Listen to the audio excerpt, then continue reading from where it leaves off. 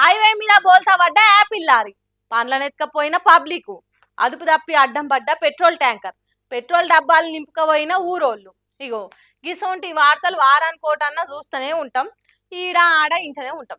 సరే తీసుకపోతే తీసుకపోయిరేమో, అవితో ఫాయిదా ఉంది కాబట్టి అట్లా చేసిర్రంటే ఏమో అనుకోవచ్చు. కానీ గీడ చూడుండ్రి ఏ తీర్ల కక్కుర్తి చూపించి కామెంట్లు వేయించుకుంటుర్రో.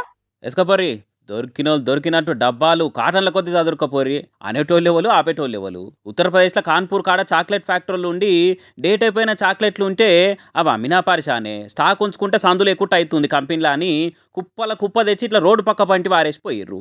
ఇక ఎవరో చూసి పట్టుకపోతుంటే వాళ్ళని చూసి ఇంకొంతమంది జమేరు. ఇక అట్లా అట్లా రోడ్డు పంటి పోతున్న వాళ్ళంతా బండ్లు కార్లు ఆపి మరి ఎవరికి దొరికిన వాళ్ళు ఎత్తుకొని పోయిర్రు. ఇట్లా మరి అట్లా ఉత్తగానే రోడ్డు పంటి ఎందుకు వారేస్తారు ఎవరైనా అని అనుమానం వచ్చి తారీఖు చూసినా తెలిసిపోతుంది కదా. ఆయనతో ఇంటికి పట్టుకపోయి పిల్లలు తిన్నా ఎవరి నోట్లు వేసుకున్నా కానీ పానాలకు పరిశానే కదా. ఇదే పైసలు పెట్టుకొని ఉంటే డేట్ అయిపోయిన చాకెట్లు అమ్ముతారా అని దుకాణం మీదకి దుంకి లడా చేసి కొట్టేదాకా పోతారు కదా. మరి ఇప్పుడు ఇట్లా ఫ్రీగా వచ్చినాయని తింటే ఏం కదా. చూస్తే మళ్ళీ ఇన్షర్ట్లు వేసుకొని చదువుకున్న వాళ్ళు ఎక్కున్నారు, కొందరు బ్యాగులు వేసుకొని డ్యూటీ పోయే వాళ్ళు ఎక్కువ కొడుతున్నారు. వాళ్ళు కూడా ఇట్లా నా చేసేది. అయినా జనాలకు ఫ్రీ ఫ్రీ అని సర్కార్ అన్ని అలవాటు చేసి ఇగో ఇట్లా తయారు చేసింది. ఆఖరికి అవి పనికొస్తాయా లేదా, తింటే పానం కింద మీద అవుతుందా, ఇవన్నీ ఏం లేవు. ఫ్రీగా వస్తుంటే ఎందుకు ఇష్టపెట్టాలనే తట్టు చేసిరు పబ్లిక్ అనుకుంటే కామెంట్లు వేస్తారు చూసిన వాళ్ళుగా. సోషల్ మీడియా కాలంలో ఎవరు చెప్తే అది నమ్మే రోజులు పోయినాయి. పక్కా సాక్ష్యాలు ఉంటేనే ఏది రైటో ఏది తప్పో తెలుసుకుంటున్నారు జనాలు.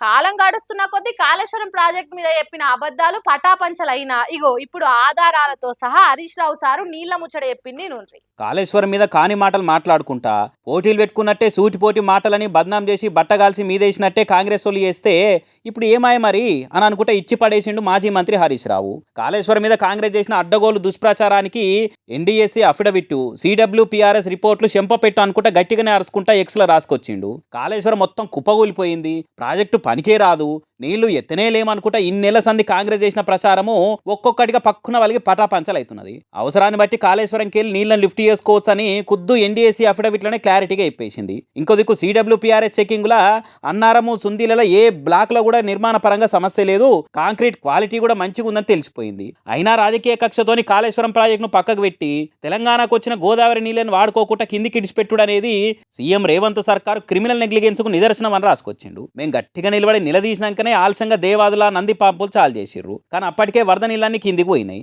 చేతులు గాలింక ఆకులు పట్టుకున్నట్టు ఆలస్యంగా పంపులు ఆన్ చేసి అటెంక ఎంబటే ఆఫ్ చేసిర్రు. ఏపీకి నీళ్లు ఇడిసిర్రు, తెలంగాణ రైతులకు కన్నీళ్లు మిగిల్చిర్రు. దాంతో దేశంలో రిజర్వాయర్లలో నీటి నిల్వలు 64.16% ఉంటే తెలంగాణలో మాత్రం 35.6% ఉన్నాయి. బీఆర్ఎస్ ఏలుబడిలో నీళ్ల ముచ్చట్ల తెలంగాణ దేశానికే ఆదర్శంగా ఉండే. ఇలా కాంగ్రెస్ సర్కార్ చేయంగా నీటి నిల్వ ముచ్చట్ల బీహార్తో పోటీ పడే కాడికి వచ్చింది అని పాయింట్ టు పాయింట్ రాసుకొచ్చిండు.